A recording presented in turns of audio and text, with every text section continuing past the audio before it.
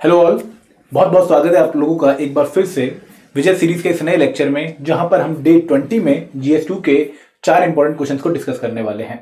मैं आशा कर रहा हूं कि आप लोग आंसर राइटिंग कर रहे होंगे, क्योंकि अभी तक प्रीलिम्स का रिजल्ट नहीं आया और आप लोगों में कहीं ना कहीं फ्रस्ट्रेशन आनी शुरू हो गई है और आप लोग अभी थोड़े सीरियस नहीं है, क्योंकि कोई एग्जाम डेट तो है लेकिन रिजल्ट पुराना नहीं आया, तो आपको नहीं पता है कि क्या मैं मेंस लिख रहा हूं या फिर नहीं लिख रहा हूं। बट दोस्तों याद रखिए कि जो भी रिजल्ट आपका हो, आपको इस पर्टिकुलर टाइम पर नवंबर, दिसंबर, जनवरी पर जो तैयारी करनी चाहिए वो मेंस की ही करनी चाहिए। और जो आंसर राइटिंग का मौका आपको अभी मिल रहा है वो आपको आगे नहीं मिलने वाला है। जब प्रीलिम्स आ जाएगा तब आप प्रीलिम्स से फोकस करना शुरू कर दोगे और फिर बहुत कम गैप होने शुरू हो गया है प्रीलिम्स और मेंस के बीच में, तो आप आंसर राइटिंग के लिए उतना इफेक्टिव टाइम नहीं ले पाएंगे जितना आपको अभी मिलने वाला है। तो थोड़े सीरियस हो जाइए और अभी जो आपको फ्री इनिशिएटिव मिल रहा है in the form of Vijay series, इसका पार्ट बनिए और आंसर राइटिंग की प्रैक्टिस कीजिए। ये आंसर राइटिंग एक प्रोसेस है, ऐसा नहीं है कि एक दिन में ही आप अच्छे आंसर्स लिखना शुरू कर देंगे, पॉसिबल नहीं है। वो एक पूरा प्रोसेस फॉलो करना पड़ता है, तब जाके हमारे आंसर्स में इंप्रूवमेंट आनी शुरू होती है। तो अगर आप चाहते हैं कि आप टॉपर्स की तरह आंसर लिखना शुरू करें तो आपको विजय सीरीज का ये प्रोग्राम ज्वाइन करना चाहिए, हमारे साथ प्रैक्टिस करनी चाहिए, हमारा सेशन अटेंड करना चाहिए और जो डिस्कशन से निष्कर्ष निकलता है उसके थ्रू अपनी इंप्रूवमेंट करनी चाहिए। ठीक है, तो शुरुआत करते हैं आज के इस लेक्चर की। मैंने आप लोगों के साथ 4 क्वेश्चन शेयर किए थे और ये 4 क्वेश्चंस में से पहला क्वेश्चन था from the topic bilateral, regional and global groupings and agreement involving India and affecting India's interest. देखिए, टॉपिक है आईआर का, इंटरनेशनल रिलेशंस का। अगर मैं GS2 में आईआर की वेटेज देखूं तो लगभग 60 मार्क्स का जो पेपर आता है फ्रॉम आईआर आता है। तो आप लोगों को आईआर को बिल्कुल भी नॉन सीरियस नहीं लेना है। This is highly important component for the GS2 examination. और अगर आप GS2 में काफी अच्छा स्कोर करना चाहते हैं, क्योंकि जनरली GS2 में बच्चों के नंबर कम आते हैं, तो अगर आप GS2 में अपना स्कोर बढ़ाना चाहते हैं तो आईआर को आपको बहुत अच्छे तरीके से प्रिपेयर करना पड़ेगा। तो ये क्वेश्चन क्या था कि discuss the role of quadrilateral security dialogue. एक क्वाड्रिलेटरल सिक्योरिटी डायलॉग है, काफी न्यूज में आजकल ये रहता है। आपसे इसका रोल पूछा गया है और डिस्कस पूछा गया है। डिस्कस में क्या होता है कि जनरली हम ओपिनियन देते हैं कि यार ये रोल भी हो सकता है इसका, ये रोल भी है इसका, ये रोल भी है इसका, क्योंकि ये डिफरेंट है from what is the role. ठीक है, वहां पर आप सिंपल 1 2 3 4 करके रोल बता देते हो, लेकिन यहां पर क्योंकि डिस्कशन है तो आपको वो रोल और उसका क्या नेचर है रोल का वो आपको बताना पड़ेगा। और सबसे पहले इस क्वेश्चन की शुरुआत क्या होगी, आपको क्वाड्रिलेटरल सिक्योरिटी डायलॉग के बारे में बताना पड़ेगा कि ये डायलॉग है क्या, कब बना है, ठीक है, कौन कौन से मेंबर हैं, इससे आपकी शुरुआत होगी। तो क्वाड्रिलेटरल सिक्योरिटी डायलॉग, क्वाड जिसका शॉर्ट फॉर्म है, एक इनफॉर्मल स्ट्रेटेजिक डायलॉग है। ये वर्ड बहुत इंपॉर्टेंट है, जिसको करेक्टली डिफाइन करता है between India, USA, Japan and Australia. ये बना तो 2007 में था, लेकिन उसके बाद ये इनएक्टिव हो गया। अब 2017 के बाद हमें दोबारा से ये फोकस में देखने को मिलता है और 2020 के बाद तो अब इसकी जो वर्चुअल मीटिंग है वो शुरू हो चुकी है और जो मिनिस्टर्स मीटिंग्स हैं वो भी होनी शुरू हो गई हैं। ठीक है, तो यहाँ पर अब इसके बनने के पीछे कारण क्या था, चाइना का एग्रेसिव स्टांस, लेकिन कहीं ना कहीं जो इसका नेचर है वो बड़ा होता जा रहा है। तो 2007 में जब ये बना तो इनिशियली ये टेक ऑफ नहीं कर पाया था, लेकिन अब इंडो पैसिफिक रीजन्स में जब हमें इंडो पैसिफिक एरिया की जो सिग्निफिकेंस है वो बढ़ती हुई दिखती है, तो इस वजह से क्वाड की जो नेचर है या फिर जो क्वाड की एप्लीकेशन है वो हमें आगे और इंप्रूव दिखेगी। ठीक है, ऑब्जेक्टिव क्या था क्वाड का कि जो सिक्योरिटी एंड इकोनॉमिक इंटरेस्ट है मेंबर कंट्रीज के, उनको फर्दर करना, और इसके साथ साथ जितनी भी कंट्रीज हैं पैसिफिक और इंडो पैसिफिक रीजन में, उन कंट्रीज का भला करना और रूल बेस्ड इंटरनेशनल ऑर्डर को प्रमोट करना। Again this word is very important, rule based international order, क्योंकि कई बार जब हम चाइना की एक्टिविटी देखते हैं, कई बार हम इवन अमेरिका की कई बार एक्टिविटीज देखते हैं, तो कई बार ये रूल जो है उसको वायलेट कर रही होती है। रशिया की एक्टिविटीज कई बार जो ग्लोबल रूल है, ठीक है, UNGA द्वारा, UN क्लॉज द्वारा उनको वायलेट कर रहा होता है, लेकिन हम नहीं चाहते कि ये चीजें वायलेट हों। सिमिलरली अब धीरे धीरे डिप्लोमेटिक कंसल्टेशन का प्लेटफॉर्म बनता जा रहा है और यहाँ पर अब आगे हमें इकोनॉमिक कोऑपरेशन भी देखने को मिल सकती है बिटवीन दी पार्टिसिपेटिंग कंट्रीज। तो यहाँ पर आपने जो रोल था क्वाड का उसको डिस्कस कर दिया, this is the requirement of the question, और आपने फुलफिल भी कर दिया रिक्वायरमेंट। अब देखिए यहाँ पर अगेन हमें डायरेक्टिव के हिसाब से अपना आंसर लिखना पड़ेगा। ऐसा नहीं है कि हमारा जो कंटेंट होगा वो सेम रहेगा, डायरेक्टिव भले ही चेंज होता रहे, that will be the wrong approach. ठीक है, सेकंड क्वेश्चन है from the topic bilateral, regional and global groupings and agreement involving Indian affecting Indian interest, what are the major principles of Gujral doctrine. देखिए, हमारे एक prime minister थे 97 में, जिन्होंने एक डॉक्ट्राइन दी, इसको हम बहुत पॉपुलरली जानते हैं with the name of Gujral doctrine. अभी जब गुजराल डॉक्ट्राइन जो थी, इसके बहुत इंपॉर्टेंट प्रिंसिपल्स हैं जो हमेशा के लिए हमें रेलिवेंट लगते हैं।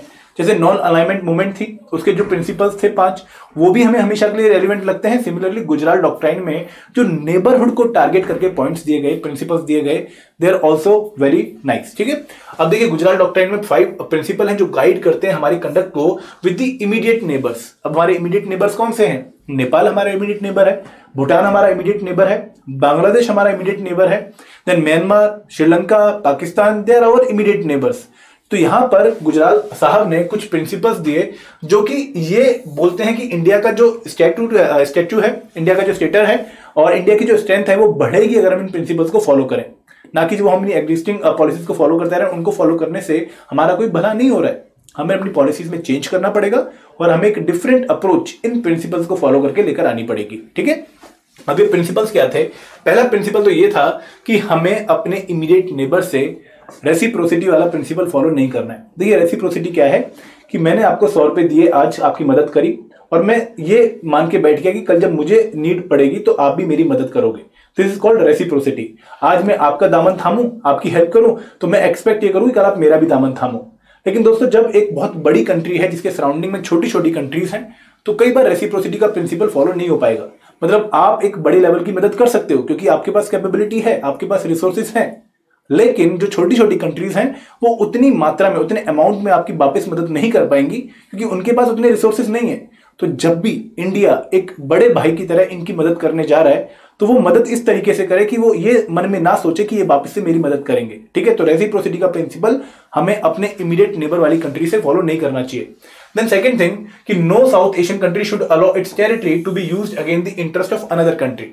देखिए अगर मान लो इंडिया और चाइना की लड़ाई हो जाती है तो गुजराल डॉक्ट्राइन ये कहती है कि जितनी भी साउथ एशियन कंट्रीज हैं, फॉर एग्जांपल बांग्लादेश, तो बांग्लादेश अपनी टेरिटरी का यूज ना होने दे फॉर दी चाइना कि वो इंडिया के इंटरेस्ट को अफेक्ट कर सके। ठीक है, तो बांग्लादेश, नेपाल, भूटान, इनसे हम ये एक्सपेक्ट करते हैं कि they will not allow their territories to be used against India. ठीक है, तीसरा पॉइंट क्या है कि no country should interfere in the internal affair of another. अब देखिए बांग्लादेश में कुछ भी क्यों ना चल रहा हो, अब इसका मतलब ये नहीं है कि इंडिया बांग्लादेश की पॉलिटिक्स में इंपैक्ट डालना शुरू करेगा, इंटरफेयर करना शुरू करेगा। हमें इंटरफेयर बिल्कुल भी नहीं करना है। Then fourth point, all South Asian country must respect each others territorial integrity and sovereignty. अब देखिए भले ही कोई भी मूवमेंट क्यों ना चल रही हो कहीं पर, जैसे तमिल में अगर मान लो प्रोटेस्ट चल रहा है, श्रीलंका में प्रोटेस्ट चल रहा है, तो हमारी ये एक ड्यूटी होनी चाहिए कि हम श्रीलंका को टूटने ना दें, श्रीलंका की टेरिटोरियल इंटीग्रिटी और सॉवरेनिटी को बने रहने में मदद करें। And last but not least, they should settle all their dispute through peaceful bilateral negotiation. अगर मान लो दो कंट्रीज के बीच में आपस में लड़ाई है तो बेस्ट पॉसिबल तरीका क्या है इस लड़ाई को सॉल्व करने का कि टेबल पे बैठो, एक दूसरे की प्रॉब्लम्स को डिस्कस करो और उनको रिजॉल्व करो। ठीक है, तो ये था सेकंड क्वेश्चन। अब बात करते हैं थर्ड पॉइंट की, थर्ड क्वेश्चन की। इंपॉर्टेंट इंटरनेशनल इंस्टीट्यूशन का एक क्वेश्चन है कि what are the challenges faced by the India to attain permanent seat in United Nation Security Council. अब देखिए again this topic is quite good and ये question पहले पूछा भी गया है और आगे भी पूछा जा सकता है कि यूनाइटेड नेशन सिक्योरिटी काउंसिल में भारत को अगर परमानेंट सीट चाहिए तो कौन कौन से चैलेंजेस हैं। अब इस क्वेश्चन में आप शुरुआत कैसे करेंगे? सबसे पहले आप ये पॉइंट देख लीजिए, इस क्वेश्चन में स्ट्रेट फॉरवर्ड क्वेश्चन पूछा है, लेकिन अगर आप लोगों ने अपना आंसर भीड़ से डिफरेंट करना है, क्वालिटी आंसर शो करना है, तो सबसे पहले आप बताएंगे कि यूएनएससी में इंडिया क्या ट्राई कर रहा है। ठीक है, परमानेंट सीट का मतलब क्या है, फिर इंडिया को अगर परमानेंट सीट मिल जाती है तो फायदा क्या होगा, तो क्यों इंडिया बेसिकली ट्राई कर रहा है, एंड उसमें चैलेंजेस कौन कौन से आ रहे हैं, तब जाके क्वेश्चन कंप्लीट होगा, एक पूरा फ्लो बनेगा। तो आपने बता दिया कि इंडिया परमानेंट मेंबरशिप के लिए बहुत ट्राई कर रहा है और यहां पर जो जितनी भी नेगोशिएशन हो रही है उनमें इंडिया पार्टिसिपेट कर रहा है, लेकिन सबसे पहले बेनिफिट क्या मिलेंगे वो आपने बताया कि ग्लोबल लीडरशिप इंडिया को एक मौका मिलेगा, क्योंकि जो P5 कंट्रीज हैं, परमानेंट 5 जो सीट्स हैं यूएनएससी में, वो पावरफुल कंट्रीज मानी जाती हैं। अगर हम ब्रिटेन मान लें, अगर हम चाइना मान लें, अगर हम यूएसए मान लें, अगर हम रशिया मान लें, अगर हम फ्रांस मान लें, they are called the powerful countries. तो अगर इंडिया भी इसमें शामिल हो जाता है तो इंडिया को एक ग्लोबल स्टेटस मिलेगा और इंडिया भी फिर बहुत इंपॉर्टेंट रोल प्ले करेगा ग्लोबल नेगोशिएशंस में। दूसरी बात कि इंडिया काउंटर कर सकता है चाइना को, क्योंकि चाइना अभी ऑलरेडी एक P5 मेंबर है, तो अगर इंडिया भी P5 मेंबर बन जाएगा तो ये भी एक अच्छा जो से है वो रखेगा और जो भी रेजोल्यूशन इंडिया के खिलाफ आएंगी उनको इंडिया वीटो कर सकता है। लेकिन इंपेडिमेंट क्या है? सबसे बड़ा इंपेडिमेंट ये है कि जो ऑलरेडी 5 मेंबर हैं वही नहीं चाहते हैं कि इंडिया भी इसका मेंबर बने। भले ही डायरेक्टली यूएसए हमें मना नहीं कर रहा है, यूएसए हमारी मेंबरशिप को सपोर्ट कर रहा है, लेकिन इंटरनली कहीं ना कहीं 5 मेंबर नहीं चाहते कि कोई और भी आए और ये जो पावर हमारे पास है 5 के पास ये शेयर हो। ठीक है, सेकंड इशू क्या है कि absence of consensus on complex issues. जितने भी कम्प्लेक्स इश्यूज हमें देखने को मिल रहे हैं मॉडर्न टाइम में, क्योंकि परमानेंट जो सीट्स थी वो 1945-46 में बनी थी। अब ग्लोबल ऑर्डर चेंज हो चुका है, अब कम्प्लेक्स इशू आ चुके हैं, अफ्रीकन कंट्रीज भी राइज कर रही हैं, एशियन कंट्रीज भी राइज कर रही हैं, लेकिन कंसेंसस नहीं बन पा रहे क्योंकि सारे लोग अपना व्यूज डिफरेंट रखते हैं। तो यहां पर अगर इंडिया बोले कि मुझे परमानेंट सीट दे दो तो बहुत मुश्किल है इंडिया के लिए कंसेंसस बनाना। Then opposition from other countries, कुछ कंट्री हैं जैसे इटली हो गया, पाकिस्तान हो गया, यही नहीं चाहते कि इंडिया को परमानेंट सीट मिले, जर्मनी को परमानेंट सीट मिले या फिर जापान को परमानेंट सीट मिले। तो इन्होंने एक अलग कॉफी क्लब बना लिया है। कॉफी क्लब का मतलब क्या है कि एक ऐसा क्लब ये उन लोगों को अपोज कर रहा है, उन कंट्रीज को अपोज कर रहा है जो कि परमानेंट सीट चाहती है यूनाइटेड नेशन सिक्योरिटी काउंसिल में। और भी इशू है, सबसे बड़ा एक और इशू है कि global image of India. India को दोस्तों एक सॉफ्ट पावर कंसिडर किया जाता है, एक ऐसी पावर जो कि राइट्स पे काफी बिलीव करती है, और अगर किसी कंट्री के खिलाफ स्ट्रॉन्ग सेक्शंस लगाने की जरूरत पड़ी तो इंडिया शायद उसको अपोज कर दे, क्योंकि इंडिया का नेचर टफ नहीं है।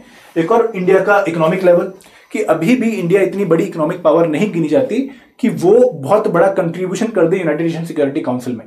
अगर इंडिया की कंट्रीब्यूशन कम है तो इंडिया को सीट भी नहीं मिलने वाली है। तो इंडिया को कहीं ना कहीं एक सॉल्यूशन क्या है यहाँ पर कि इंडिया को अपना इकोनॉमिक स्टेटस बढ़ाना पड़ेगा। देन यूएनजीसी सपोर्ट नहीं है। ये बहुत बड़े इश्यूज हैं जो हमने मेंशन कर दिए यहाँ पर, ठीक है। तो this basically cover this particular question. अब आते हैं हमारे चौथे क्वेश्चन पे जो कि 20 मार्कर क्वेश्चन है कि discuss the potential threats of cyber attack and the security framework to prevent it. अब देखिए 20 नंबर का क्वेश्चन है, लेकिन बहुत छोटा क्वेश्चन है, लेकिन 2 माइक्रो क्वेश्चन तो हमें क्लियरली दिख रहे हैं। पहली बात कि आपको बताना है कि कौन कौन सी थ्रेट है साइबर अटैक की, एक माइक्रो क्वेश्चन, और दूसरी बात कि आपको सिक्योरिटी फ्रेमवर्क बताना है इसको प्रिवेंट करने का। तो सबसे पहले आप ये बता दो कि इंडिया में इस टाइम पर क्या चल रहा है। देखिए इंडिया में अगर हम बात करें इंटरनेट पेनिट्रेशन की तो काफी बढ़ रही है, नंबर ऑफ मोबाइल यूजर्स काफी बढ़ रहे हैं, लेकिन सेम टाइम पे अगर हम डाटा देखें तो जो साइबर अटैक्स का नंबर है वो भी बढ़ रहा है। अगर हम एनसीआरबी की रिपोर्ट देखें तो हर साल हमें परसेंटेज वाइज इंक्रीज देखने को मिलता है in the numbers of cyber attack. और अगर हम ग्लोबल इंटरनेट पेनिट्रेशन की बात करें तो ग्लोबल लेवल पर साइबर अटैक्स की जो थेफ्ट है वो भी एक पर्टिकुलर नंबर से ऊपर पहुंचती जा रही है। तो यहां पर आप इंट्रोडक्शन में कंटेक्स्ट बता सकते हैं कि क्यों हम कह रहे हैं कि साइबर अटैक से कौन कौन सी थ्रेट हैं। कंटेक्स्ट ये है कि भाई इंटरनेट जो है, ठीक है, साइबर जो पेनिट्रेशन है इंडिया में वो काफी ज्यादा हो चुकी है। तो पॉजिटिव साइड तो इसके हैं ही है, लेकिन हमें नेगेटिव साइड भी अलोंग साइड देखने को मिलते हैं, ठीक है। तो ये आपकी इंट्रोडक्शन बन गई, आपने एनसीआरबी का डाटा दे दिया। उसके बाद आप लोगों ने बताना है कि कौन कौन से पोटेंशियल थ्रेट हैं। जैसे सबसे पहला है साइबर टेररिज्म, कि टेररिस्ट जो है वो यूज कर सकते हैं साइबर टूल्स को to wage a war against another country. Then digital data theft, कि आपके पीसी से डाटा चुरा लिया, ठीक है। बहुत सारे ऐसे एग्जांपल्स है हमारे पास, वो एग्जांपल आप मेंशन भी करोगे। देन है साइबर एस्पायोनेज। साइबर एस्पायोनेज क्या है कि आप पता नहीं लगने दे रहे किसी को कि मैं तेरे ऊपर आंख लगा के बैठा हूं या फिर मैं तेरी इंफॉर्मेशन को चुपचाप चुरा रहा हूं, ठीक है। किसी की आप जासूसी कर रहे हो यूजिंग साइबर टूल्स, ठीक है। Again this is very important, क्योंकि यहां पर मेन मोटिव क्या है, सीक्रेट इंफॉर्मेशन कैरी करना। जैसे ट्रोजन हॉर्स यूज कर लिया, स्पाईवेयर यूज कर लिया, तो यहाँ पर आपको एग्जांपल पक्का मेंशन करने पड़ेंगे। देन साइबर वारफेयर, जहां पे टेररिस्ट यूज नहीं कर रहे हैं साइबर टूल्स को, एक कंट्री यूज कर रही है साइबर टूल्स को to wage a war against another country. For example अगर रशिया यूक्रेन की वॉर हो रही है तो यूक्रेन के पास बहुत बड़ी आर्मी तो नहीं है, लेकिन यूक्रेन के पास साइबर पावर है, तो यूक्रेन कहीं ना कहीं साइबर वारफेयर कर रहा है against the Russia. Then cyber infrastructure concerns, कि जितने मान लो हमारे मेजर बैंक हैं, आरबीआई की साइट है, एम्स की साइट है, उनको हैक कर दिया, इंफ्रास्ट्रक्चर को हमारे जो है टारगेट करना शुरू कर दिया। तो ये पोटेंशियल थ्रेट हैं। और ये थ्रेट क्यों है, क्यों इंडिया में ये प्रॉब्लम और बड़ी बन जाती है, क्योंकि हमारे पास इतने स्पेशलिस्ट नहीं है जो इस थ्रेट से डील कर सकें। हमारे पास इन्फोर्समेंट मैकेनिज्म नहीं है जो लोगों को अच्छे तरीके से पनिश कर पाए। हमारे पास कोऑर्डिनेशन नहीं है डिफरेंट एजेंसीज के बीच में, पुलिस के बीच में, सीबीआई के बीच में, कि हम एक टारगेटेड रिफ्लेक्टिव एक्शन जो है वो कर सके अगेंस्ट दी साइबर अटैक्स। फिर हमारे पास कुछ फ्रेमवर्क हैं, जैसे हमारे पास आईटी एक्ट 2000 का, this is the major act. Then national cyber security policy है 2013 की, जो कि 24/7 national critical information infrastructure protection centre बनाने की बात करती है। देन इंस्टीट्यूशनल मेजर है, सर्ट इन है, ठीक है, cyber emergency response team. Then national cyber security coordination centre है, Indian cyber crime coordination centre है, I4C। उसके कुछ और मेजर भी लिए हैं जहां पे हम लोगों को बेसिकली अवेयर करने की बात कर रहे हैं, और ऐसे मेजर्स ले रहे हैं जो कि काफी लोगों तक पहुंचाए जा सकें। जैसे cyber crime prevention against women and children, cyber warrior police force जो कि 2018 में अनाउंस करी गई थी, साइबर सुरक्षित भारत, साइबर सुरक्षिता केंद्र। तो ऐसे बहुत सारे इनिशिएटिव हम ले रहे हैं, लेकिन वे फॉरवर्ड क्या है कि हमें और R&D करनी पड़ेगी, हमें और स्पेशलिस्ट को ट्रेन करना पड़ेगा, हमें अपना जो इंफ्रास्ट्रक्चर है उसको और रोबस्ट बनाना पड़ेगा। तो यहां पर आप ऑलरेडी जो मैकेनिज्म वो बताने के बाद जो फ्यूचर चीजें चाहिए वो भी आप बताओगे, और फिर आप बता दोगे देखो साइबर सिक्योरिटी इस टाइम की एक मेजर नीड है, क्योंकि अगर आप चाहते हो कि आपके लोग डिजिटली इंपावर्ड हों तो उनको बचाने के लिए भी आपको एक पूरा एक्शन लेना पड़ेगा। ठीक है, this is the answer of fourth question. I hope कि आप थीम समझ गए हो और आपने जो आंसर लिखा होगा हमारे आंसर से मैच कर रहा होगा। अगर नहीं कर रहा तो आप कॉमन जो सॉल्यूशन है उस पर पहुंचिए, कुछ अपने पॉइंट्स उठाइए, कुछ हमारे पॉइंट्स उठाइए और एक अच्छा आंसर बनाइए। ठीक है दोस्तों, ऐसे बहुत सारे क्वेश्चन आप लोगों को मिलेंगे हमारे टेस्ट सीरीज में और हमारे मेन क्रैश कोर्स में। काफी बच्चे इसका हिस्सा बन चुके हैं और हम 4 दिन के अंदर आप लोगों को इवैल्यूएट कॉपी वापस करके दे रहे हैं, तो आप लोग इसका हिस्सा बन सकते हैं, क्योंकि बहुत प्यारा कोर्स ये बनाया गया है। पूरा Himachal Pradesh administrative service exam के पैटर्न पे कोर्स है। प्लीज देखिए एक बार, लिंक डिस्क्रिप्शन बॉक्स में है और इसमें एनरोल करके फायदा उठाइए। Thank you very much. जय हिंद, जय भारत।